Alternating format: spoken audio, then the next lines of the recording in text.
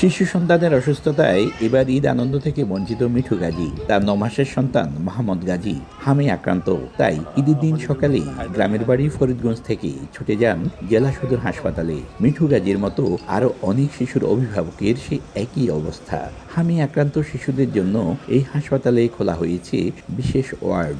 ঈদ তো করতে পারি না, বাস সবকিছু তো আল্লাহর ইচ্ছা। বাচ্চা অসুস্থ, আমরা ঈদের দিন সকালবেলায় চলে আসছি। জানি না আল্লাহ এখান থেকে কবে ফিরিয়ে নেয় বাড়িতে। মলটলম দিছি আর কম ছিল, পরে আবার ৪-৫ দিন পরে আবার এই গায়ে এই হামের মতো উঠে ফুরিয়ে গেছে গিয়া।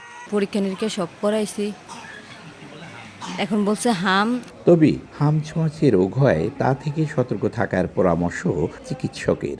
আমরা যেহেতু ৯ মাস থেকে হামের টিকাটা শুরু করি, তো দেখা যায় এর আগে তেমন হামের ইমিউনিটি ওইরকমভাবে ডেভেলপ করে না, তো ওই জন্য বাচ্চাদের দেখা যায় যে ৯ মাসের আগেও অনেকে এফেক্টেড হয়ে যাচ্ছে।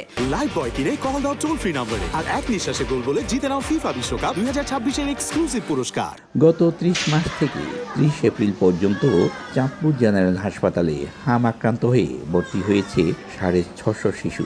বর্তমানে চিকিৎসাধীন ৩১ শিশু। ফারুক আহমদ, সময় সংবাদ, চাঁদপুর।